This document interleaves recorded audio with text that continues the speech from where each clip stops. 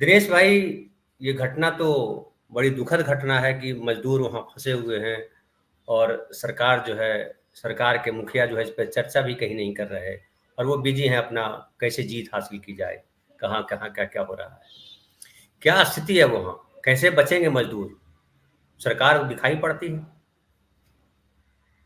देखिए, अपनीत भाई ने बहुत बढ़िया ढंग से सारे मुद्दे रखे और हम उत्तराखंड की तरफ भी उन्होंने ध्यान दिलाया। आ, इस मुद्दे की स्थिति ये है कि देखिए, हमारे यहाँ इस समय 18 ऐसी टनल बन रही हैं, 60 पर काम होना है।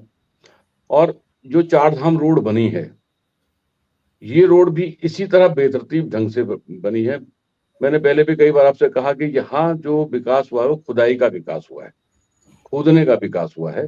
जबकि ये इतना फ्रेजाइल लैंड है, नया हिमालय बन रहा है और जिस तरह से इसको खोदा खरोंचा गया है, ये अब जो ने चार धाम रोड बनाई है उसमें 100 से ज्यादा नए लैंडस्लाइड जोड़ इन्होंने बना दिए।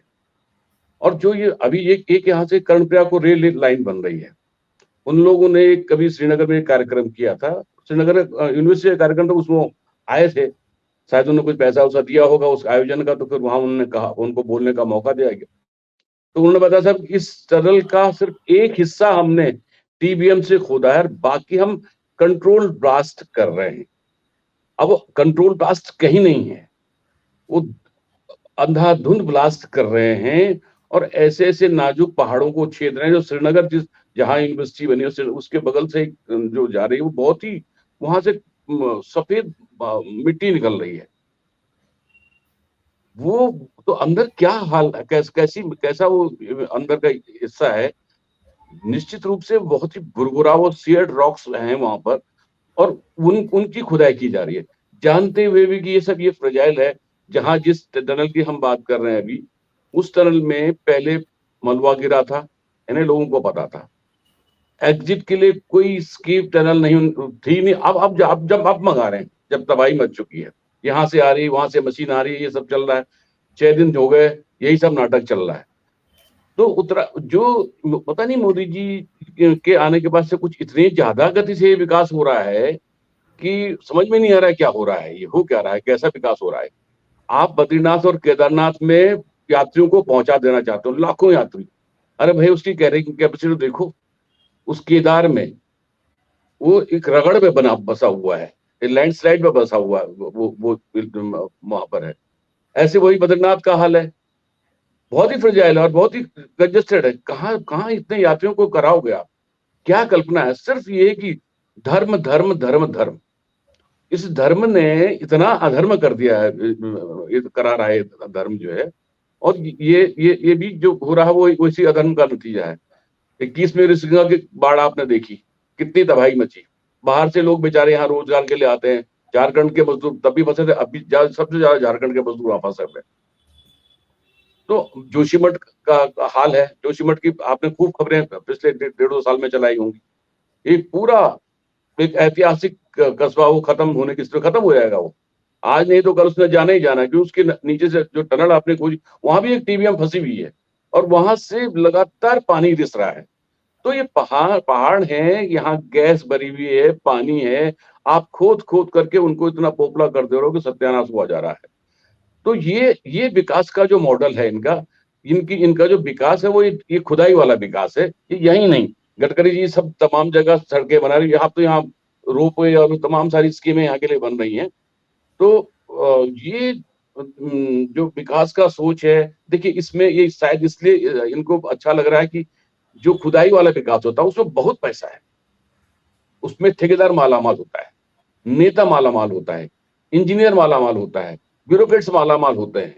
और बड़ा मोटा फंड आता है बाहर की। ये कंपनियां का नाम देखिए, एक कंपनी आगे कहीं नहीं, कुछ खास कंपनियां हैं जिनको ये काम दिया जा रहा है। बड़े लोगों की कंपनियां हैं ये जो है काम कर रहे हैं। तो इनका विकास हो रहा है, कुछ खास लोगों को विकास करने के लिए कुछ विकास योजनाएं चलाए जा रहे हैं। This is what this government is doing.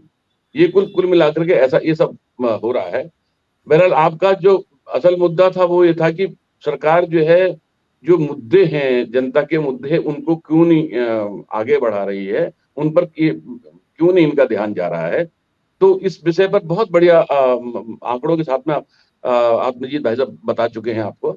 और मुझे लगता है कि ये इसलिए उनको जरूरत नहीं है उन जनाधारित मुद्दों की कि उनके पास मोदी जी है, एक बड़े प्रभावशाली वक्ता हैं उनके, और उनके बोलने से पूरा देश चल रहा है।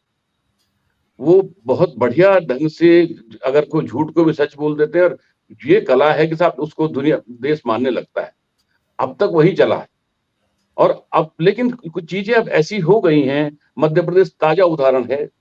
मध्य प्रदेश जो मुद्दे और मोदी जी के बीच की जो कहानी है वो मध्य प्रदेश में हमारे सामने आई है कि शिवराज सिंह जी ने वहां पर एक लाडली योजना चलाई थी। वो उस योजना को लेकर लड़ रहे थे। कुछ भी है, लोक लुभावन है, जो भी है वो साहब, लेकिन उस पीपुल सेंट्रिक कुछ तो था, महिलाओं पर केंद्रित योजना थी। उस योजना अगर बीजेपी एमपी में कुछ कर लेगी तो उसका वही एक वजह होगी, वरना सब कुछ मोदी जी पर भरोसा कर लेने से भाजपा बहुत घाटे में जा चुकी है। उनकी समझ में धीरे धीरे चीजें समझ में आ रही हैं। मध्य प्रदेश में आपने जो प्रयोग किया कि कोई मुद्दा नहीं, कोई कुछ नहीं, हम तो चेहरे देंगे आपको, कि मोदी जी के चेहरे 8 चेहरे हमने भेज दिए। एक शिवराज के बगल पे 8-8 चेहरे हमारे पास हो रहे हैं मध्य प्रदेश को चलाने के लिए, और चलाना तो मोदी जी को ही है।